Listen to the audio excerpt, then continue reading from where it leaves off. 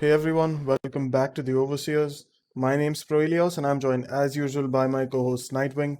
We are 1 week into the Summer Showdown qualifiers and we are back in a meta where there are no hero pools, absolutely no restrictions on any of the Overwatch League teams. So, based on what we've seen, it's once again a really versatile meta. We are seeing different comps being played on different maps, but we there is still enough space for each team to kind of play the comfort picks, which is making this whole experience really enjoyable for me as a viewer. And I think Nightwing would agree with me. What do you think of how the first week has went? This first week has been really interesting, I think. Uh, Probably one of the major stories coming out of it is just that Paris is looking pretty damn good. Like, they've had quite a lot of success. Like, they beat out London, who actually did look quite strong against the Shock, even though that was not a perfect measuring stick, just because Shock have been kind of slipping. They beat them 3-1, and then they also reverse swept the Gladiators in the past week.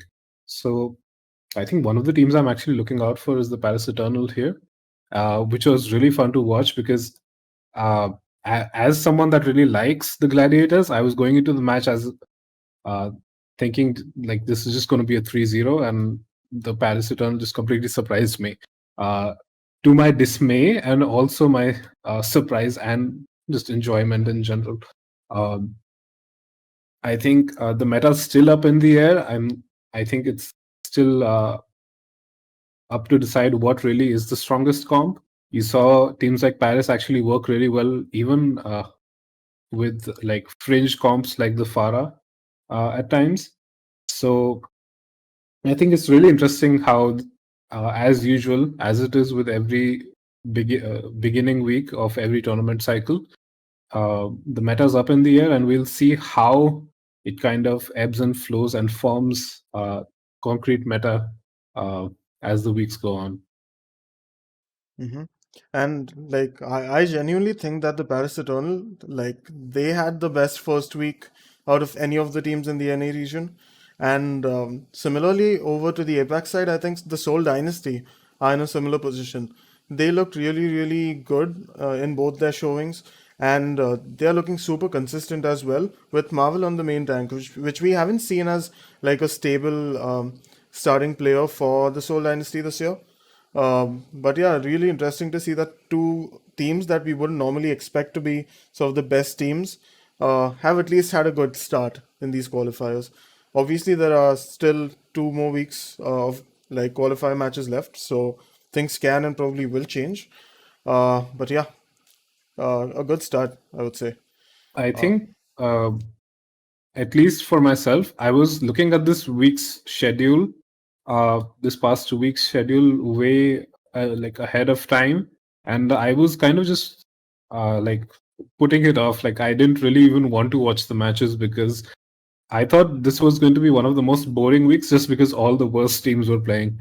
Uh, but I was actually really wrong because London were really competitive, and Paris were very competitive. Uh, I think less so for the Vancouver Titans, but even then, even the Guangzhou Charge actually upset the NYXL, which is something that I was honestly not expecting. Uh, as they finished it out in a 3-2 series, just because I'm still really down on Rio as a main tank this season, and I was actually complaining about this to uh, people that were watching with me, that I just don't like Rio at all.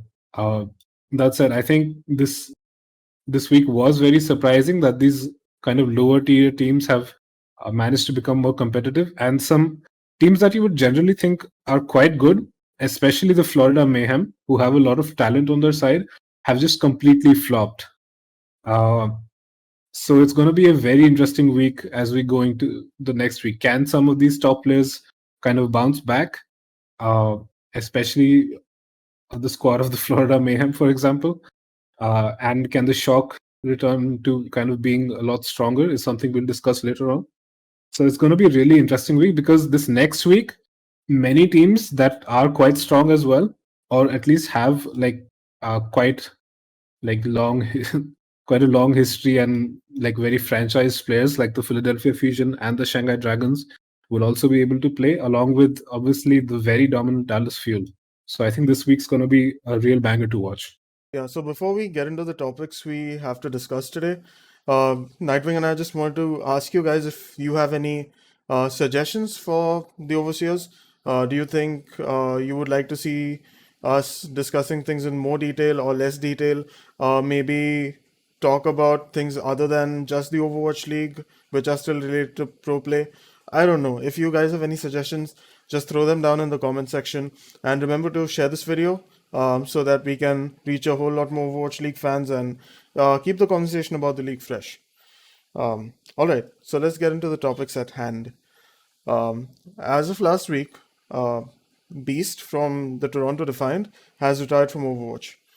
Now, Beast, for those of you that didn't know, was like a substitute main tank player for the Toronto Defiant, and he just like put out a tweet longer saying that he's lost his passion for Overwatch, and that's why he's quit. And honestly, it's not going to be a huge problem for Toronto because they anyway have Sado as the starting main tank, and Beast has barely gotten any playtime because of that. So like, I mean, all the best to Beast. Like, I hope he finds success in whatever he does next. But the Defiant themselves are going to be just fine. They don't really need to restructure anything. What are your thoughts on this, Nightwing? So I think people were kind of questioning why Beast was kept in this roster for the second year in a row. And I think I did share some of that sentiment, but also I think, especially in the Overwatch League, it's quite hard to kind of find any main tank talent at all, to be perfectly honest with you. A lot of the pool has kind of been sucked dry with so many teams picking up tanks. Uh, so I guess Beast, while he wasn't at the very top tier or probably even average tier at the Overwatch League level, he was still strong enough that they felt he would be useful to the team. Obviously, you don't want to put everything on the on the shoulders of Sado. So that said, I think Sado is actually kind of handling it well enough, even if Toronto is not at the very top as of yet. They did squeak out a win against the Florida Mayhem this season. I mean, this past week, and while they haven't looked amazing, I think Jesus EMPs, for example, uh, well, they need to be used. First of all, he's been holding them way too long, and then they're just not really been able to, set up those plays and those EMP engages as cleanly or as often as they would like. That said, uh, I think the team does not particularly suffer with Beast out, apart from very fringe cases, maybe like Ryan or Rissa. But even then, I think the Toronto Defiance still pretty much where they were. So good luck to Beast. I think if he's going to come back into the Overwatch League, he'll definitely have to work to kind of prove himself in the gauntlet of contenders once again, in my opinion. Yeah, definitely.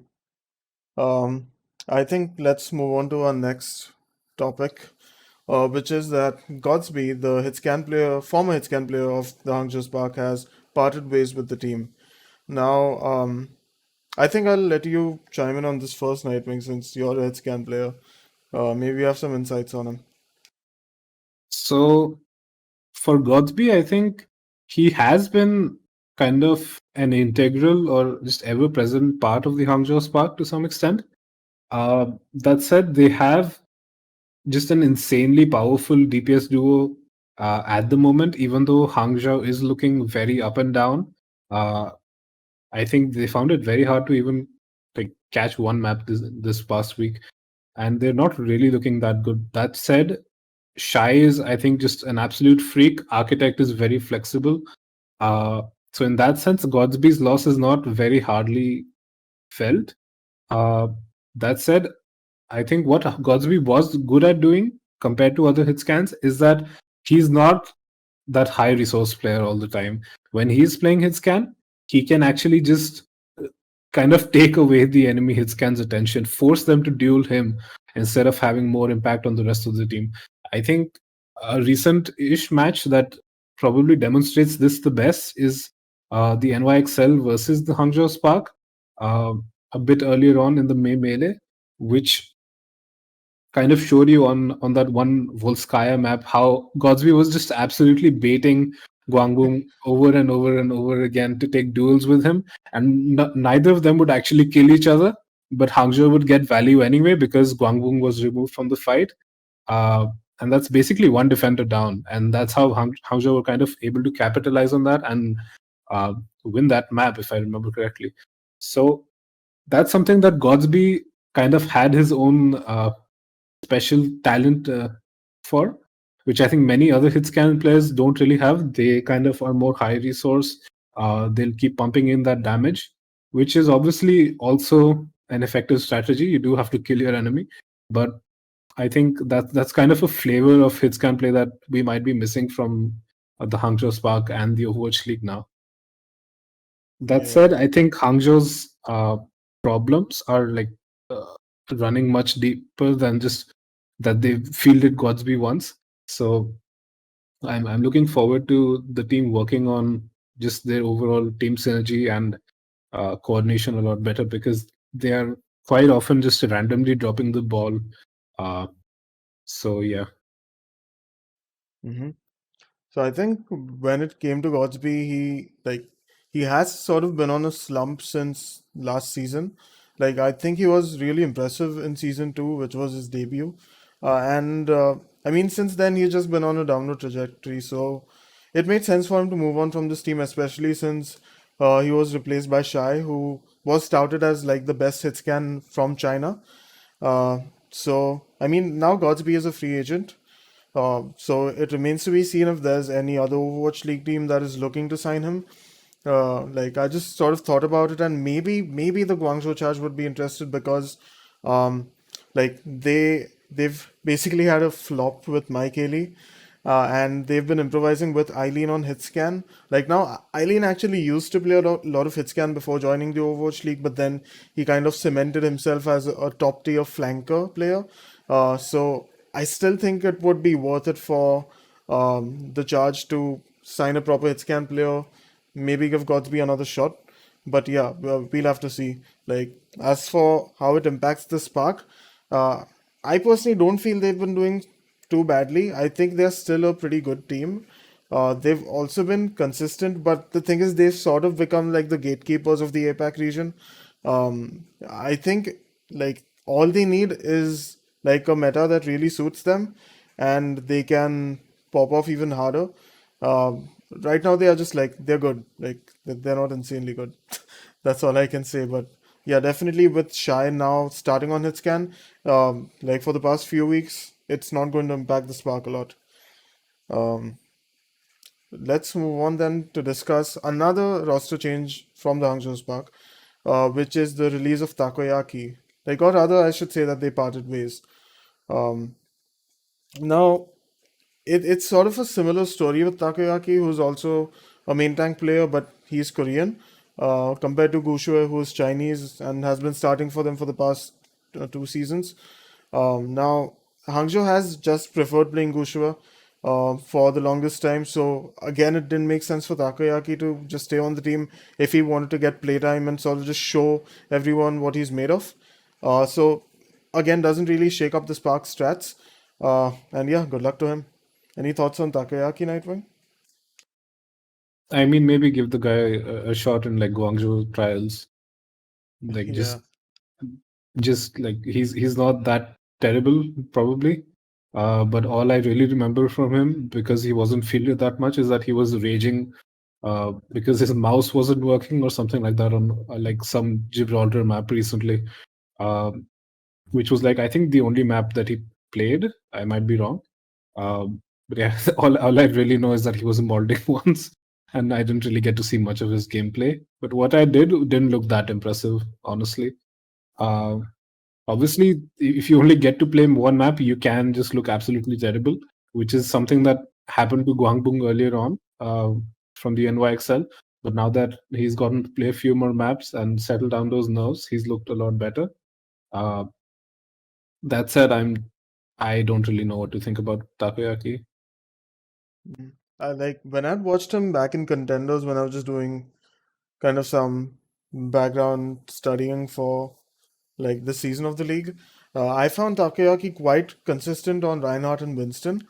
I don't know about his wrecking ball and Orisa play, but at least if he's like really good on two main tanks, that at least covers his team for half the metas, at least like roughly. But yeah, let's see if he ends up being on another team in the league or just finds his way back in contenders once again. All right, now let's talk about the San Francisco Shock because they had probably the hardest hitting piece of news among all of the pieces we've discussed, which is that Striker parted ways with the Shock, and he's seemingly retired, as per John Spector, who's like the VP of the Overwatch League.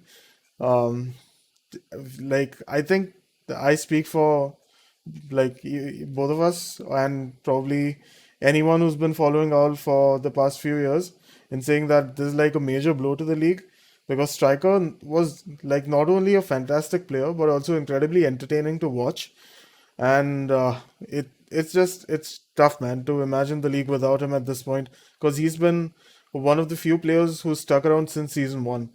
So, how do you feel about this, Nightwing? I know he was one of your most favorite players. Yeah, I mean, this is a huge blow, not only to me as a fan, but I think, as you said, the level of the league overall, uh, and also particularly to the San Francisco Shock. I mean, this guy has been their star player pretty much since season two, even though that was kind of a very ghost dominated meta. When he got to play that tracer, he was the best tracer in the world, at least for me, no questions asked. And that is something that the Shock could always rely on. The combo with him and Smurf, uh, with Smurf probably on the Winston, sometimes the ball, not that often, where they were just able to absolutely execute that dive comp to perfection and get picks that probably many other teams could not. And now that he's gone, that role has fallen to Glister, as we saw, and he has been having some kind of just starting nerves on this role, and he's just not quite up there with the skill level that Striker had on that hero. I think this is probably one of the biggest losses I think any team has had. Uh, like in terms of a single individual player leaving, but maybe that's just because I'm just really fond of the Shock. Uh, I think Glister will have to work hard to kind of get into that role, but he's kind of just taking baby steps at the moment. Some very close series, especially with London and with that loss to the Gladiators. Also, I think the Shock are struggling at the moment. Thankfully, there is some light at the end of the tunnel because uh, they have lost one player, but they have gained another from a season past, which is Arns. And he is another player which is almost unmatched in the world, in my opinion, from what you saw from him in the past season. Arns, kind of like Striker, if you put Striker and another tracer player in the same room, the other tracer player is just going to end up dead. Uh, Same thing with Arns, but on hit scan, where Arns will very consistently get that first pick once he is in form. I think right now, considering that he is recently been signed and they are trying to reintegrate Arns, he has been having some trouble. But once I think Arns gets going, that's definitely a bright spot for the Shock, where if he gets to play that Widow or any of the other hit scans, even though they're going to get nerfed quite soon, uh, I think Arns can kind of help the Shock change their playstyle away from relying on that Tracer and maybe play some other styles where Glister can still provide some backup on that Tracer, but I think he's going to struggle uh, against some of the best other tracers in the league, including maybe Yaki or Decay. And I think that's where you'll see the Shock slip. So the Shock are kind of in a rough spot at the moment, and I definitely wouldn't want to be in their shoes. But I think there are some pieces that they can still work with, uh, provided that they play it well. I think something that I am considering about the Shock, which is kind of concerning, is that they are trying to kind of field Violet in these main support roles, which I think they might be doing just for improved communication. Uh, I'm assuming, and this might be wrong, but they're kind of moving him to a more shot calling or IGL kind of role. And that's why they try to keep him in for all matches, but it's not really working out that well. Because while they do end up kind of winning some of those maps that they field Violet in, I think it makes FD God's integration into the team much harder, and it makes the team a lot more inconsistent. Uh, and also, it's just very weird that Violet doesn't play Diana, which is something me and Prolius have discussed before. So Mhm. I think lots of issues for the Shock that they really need to iron out. Their coaching staff is still competent with Krusty. They've had some brain drain, but I think it's going to be interesting to see how they really handle all of this. Yeah, I And that's think. the end of my rant. Yeah, when it comes to the Shock, Nightwing doesn't really stop. I'm just surprised he just took a few minutes compared to like an hour. But okay, like obviously, Ants rejoining the SF Shock is another huge move. It almost like okay, I'm not gonna say it makes up for the loss of Strikeoff because both of them fulfill very different, like or rather used to fulfill very different roles on the SF Shock. Like yes, Striker could play a really good hit scan plus had like a god level tracer, and Ants doesn't have that tracer, but he has a god level sniper like traditional hit scan play, right? And like he did get to play a couple of maps this week against the LA Gladiators. I think he looked fairly good on Sombra, and like kind of stable on regular hit scan. Still not up to the level that he was last year. But hey, if he's still got the like, I mean, I know for a fact that he's still been playing Overwatch, even though he had temporarily moved on to Valorant. But he's still got it in him. I think with just a few more weeks, he can really start feeling the whole team dynamic once again and pop off. And honestly, like when Striker left, I was like, okay, there's no way this team gets a three-peat.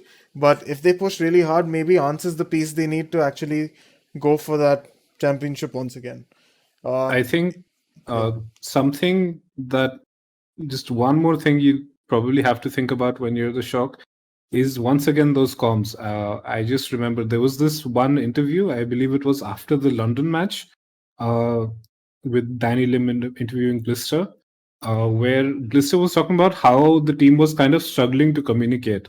And I think that's kind of the reason why they're trying to keep Violet in for all of these maps, where many of the players are kind of confused as to what to do, and that has kind of shown in their gameplay. I think whenever I've watched teams like the Gladiators versus the Shock, even though the Gladiators sometimes do struggle a lot harder than the Shock, despite them kind of beating the Shock this past week, they always seem to have a more clear game plan. Even if you watch them in the replay viewer, it's always clear what they want to do. Whereas the Shock rely a lot more on just clutching it out instead of having more clear communication this season, where they seem kind of lost as to what to actually do. And I think those cluttered comms might just be their downfall. And that's something that they really need to work on. Yeah, definitely. There's a lot of stuff they need to fix. Hopefully, they are able to fix it because I'm sure, like, most of us would just be sad to see, like, the Shock not at least seem like they can get the three-peat. It's an interesting storyline for sure. But yeah, it's an uphill battle at this point. Yeah. Should we then move on to our two conflicting predictions for this week, Nightwing? Yeah, let's go ahead. All right. So Nightwing and I just have two like really different predictions this week. So we are just going to share our thoughts on them. The first one is for the match between the Paris Eternal and the San Francisco Shock. Now both of us do think it's going to be close, but Nightwing thinks that the Shock's going to win 3-2. I think Paris will win 3-2. Uh, Nightwing, I think you can share your thoughts on this first. Okay, so my thinking about this is simply that I think Paris did kind of use the momentum that they got and the mentality that they got kind of from their coaching staff almost, which is something I didn't think I was going to say. Uh, so they shared this very interesting uh, this speech from Get Amazed. I think former coach Fefe was like interviewing Get Amazed, who is the coach for the Paris Eternal, who was kind of talking about the kind of speech that they gave. So I think while I mean this might just be fanboyism from my end, I think it was kind of a bit of a one-off. Even though I mean the only other team that they've really beaten apart from the Gladiators is the London Spitfire, who have still not really won a match this season. So I'm not really sure uh, why I should go for Paris. I think if you just look at like the transitive property where the Shock is 3-2 against the London Spitfire and Paris is 3-1, then yes, it makes sense to go for the Paris Eternal. But I don't know. I think with Ans getting better integrated, having some more time, a whole another week to kind of prepare and get him into the team, for Glister to get more comfortable with multiple scrims on that tracer role. I think the Shock can win this, but I think it would be foolish to kind of completely ignore the kind of surge that the Paris Eternal are having. That's why I've put it as a close match. But I think the Shock do have some time, and they will be able to kind of work around some of their issues, and they should be able to beat the Paris Eternal in that sense. Hmm. So I kind of applied one more transitive property over here, which is that the Gladiators beat the Shock and Paris beat the Gladiators. So Paris can probably beat the Shock. But yeah, other than that, I do believe that Paris is looking better and more consistent in this meta compared to the SF Shock. Sure, it could be because of the roster moves with Striker and Ans, especially with Glister sort of being fit in as the starting hit scan for this team. Um, but still, I think Paris looked good enough for like that. It seemed legit. Like I don't think it was a one-off. I think Naga looked incredible on the Echo, especially. They also had like Vestola playing a really good diva. I think he's been a really good rookie so far. And you also had Khan making some really sneaky plays here and there, like but those anti-nades with Ana. I think this team is looking quite promising. Like I feel like they can definitely make it a really close series, if not beat the Shock. But just based off of last week, I think they have the edge.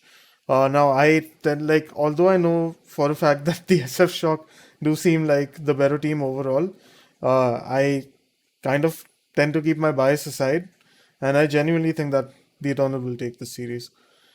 Um, I should mean, we? if nothing else, if both Khan and Twilight are in, considering the past week, we're gonna see a lot of flanky Anas, if nothing else. That's gonna be really interesting to watch. Just anti nades hitting you from the back, and you don't know where the heck it came from. So that's gonna be a lot of fun. Yeah, both teams turn around and they both see the enemy team's Ana I standing think behind their team. I think some of my just thought processes that it doesn't really click with me, even though Glister has been struggling, that he would fare that badly against Onigod on Tracer.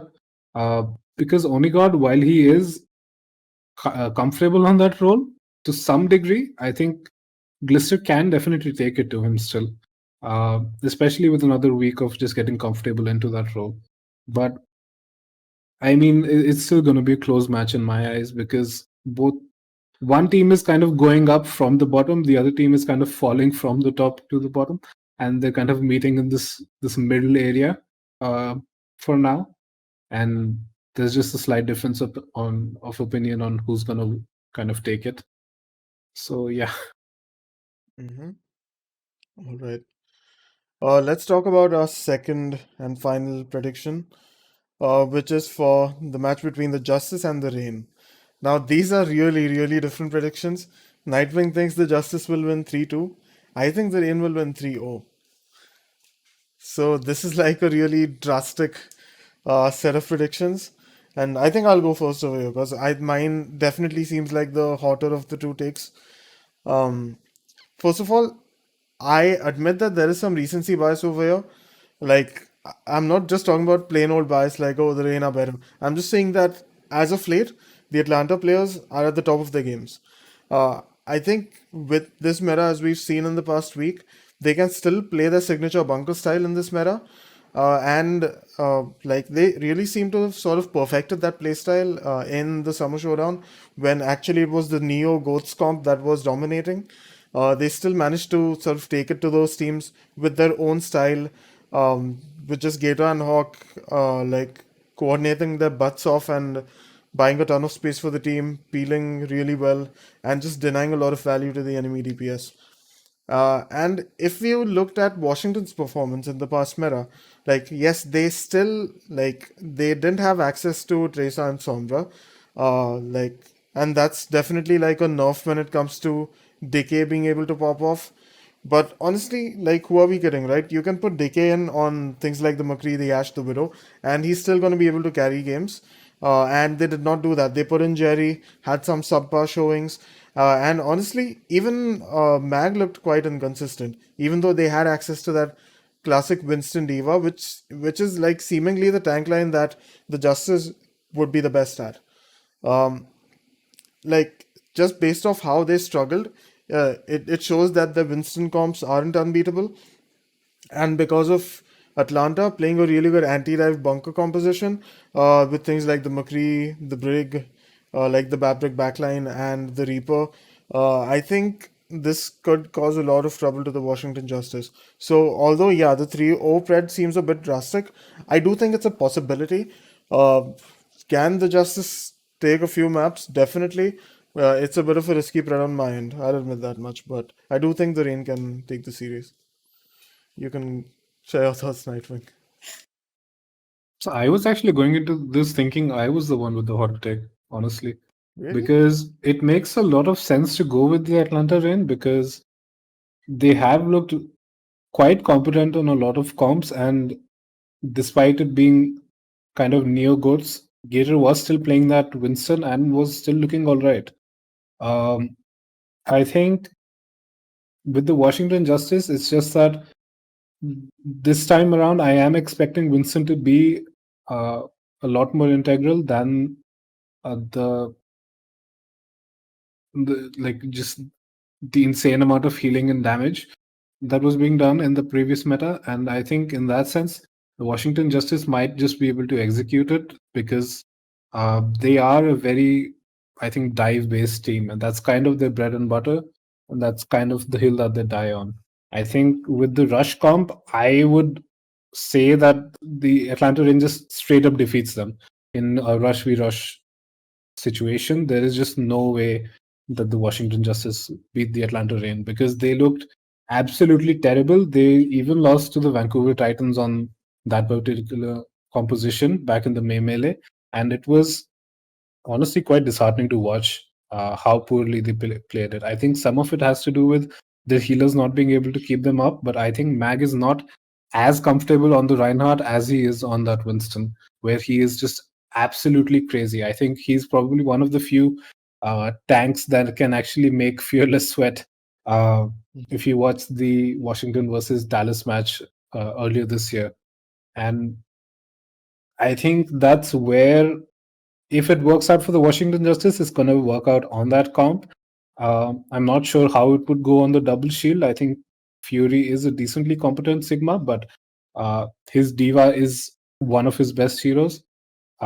They might even work well with the double bubble with Fury on that Zarya. And I think that's where they will find success. I think it's definitely it makes a lot of sense considering how much Rush we've watched recently that the Atlanta Rain will be able to take it, but I'm expecting that some Winston comps will be played. DK might get to play some of that long range hit scan on maps like Junkertown, which is in the set maps for the match. Maps like Busan probably will also let him play some of that long range hit scan. And uh, then Volskaya has always been kind of dive dominant, and Rush is not really a factor over there. So I think just looking at those maps, I think Washington might have a bit of an advantage. but I think it can easily dissolve considering how good Atlanta have looked, even with some of those dive heroes. I think if Echo is played despite her Ultrage nerf, Pelican will be able to honestly quite handily defeat Assassin, even though Assassin looked quite good on that Echo. Um, that's why I think it's going to be a really close series. But just looking at the map pool, I had to give it to Washington. Uh, if it was more just a rush based maps, I would definitely give it to the Atlanta Rain. Uh, because I think their flex support, even Iris, has looked significantly better than Bebe. Despite whatever stats Bebe might be kind of putting up, if you look at it with the eye test, with the replay viewer, his mechanics, his sleeps on the Ana, or just uh, like orb usage, coal usage on the Moira in these past metas have just not really been there. Whereas Iris has been right there competing with the very best, just slightly below them. So I think in that sense, the Atlanta Rain can very well take this. But I think it's just the map pool that makes me favor the Washington Justice right now. Yeah, fair enough. I think it's definitely going to be close because of the sort of diversity in the map pool. And yeah, it's probably going to be closer than I expected because I actually hadn't checked out the map pool before noting down the spread. But what you said makes a lot of sense to me. So yeah, I think it's going to be closer now. But yeah, still going to stick to my pred. I'm kind of, uh, I don't know, what do you call it, stubborn that way.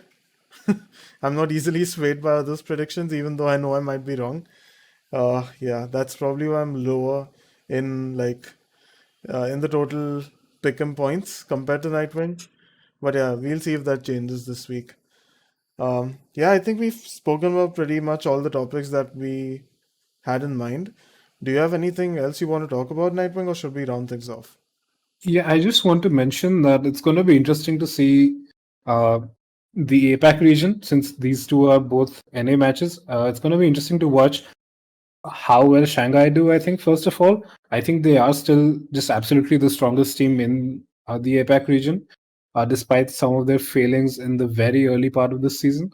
They are going to look very dominant. I'm expecting some of a resurgence from the Philadelphia Fusion still, where I think they can still make it.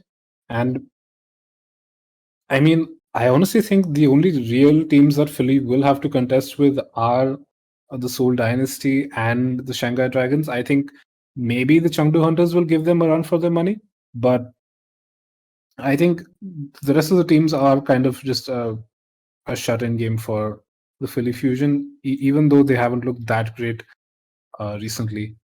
I'm really looking forward to them having a resurgence because I think there's lots of Philly fans out there and there's a lot of talent on that roster. Um, I think some of it might have to do with their coaching just not being as strong as it has been in the past, considering that KDG has moved on to the Toronto Defiant. Then again, Toronto are also struggling. So it's going to be interesting to see these two teams that haven't played. Also, in the NA region, the Dallas Fuel, we'll get to see how they look this in this flavor of the meta and what strategies they come up with. Maybe we'll see Pine at some point. I don't know. Probably not next week, but I think you do have to absolutely put Shanghai and Dallas still as just the most competent teams this season. And it's going to be interesting to see if teams can upset them because some of these lower tier teams are kind of rising up. The Guangzhou Charge even beat the NYXL, though I don't really uh, pretend to claim that they'll beat the Shanghai Dragons just because of that. I think some teams might be able to contest Dallas this time around, uh, but also some teams are just randomly falling down. So it's going to be interesting to see what team kind of emerges as the strongest in this meta. Mm-hmm. Definitely agree. I think with some of these sort of seemingly top tier teams actually getting to show their worth, we'll also get to see if the meta is actually what we've seen so far, or is it something else entirely? Because some of these lower tier teams they tend to prefer the comfort picks slightly over which are the actual meta heroes. So it's yeah, like you said, it's definitely going to throw a bit of a spanner in the works. But we'll see if these teams actually live up to our expectations. Yeah, I think we can round things off, right? Yeah. All right. Thanks once again for listening, guys. We will see you next week for our 31st episode. Do all the YouTube stuff, like, comment, subscribe, share, maximize those interactions, get the YouTube algorithm to suggest the Overseers to a lot more Overwatch League fans. And yeah, if you guys are interested in joining us on our Discord server, the link's in the description. You can come hang out with us. We do watch parties for a lot of Overwatch League matches. And yeah, just hang out. It's a good time. So yeah, thanks again, and we will see you next week.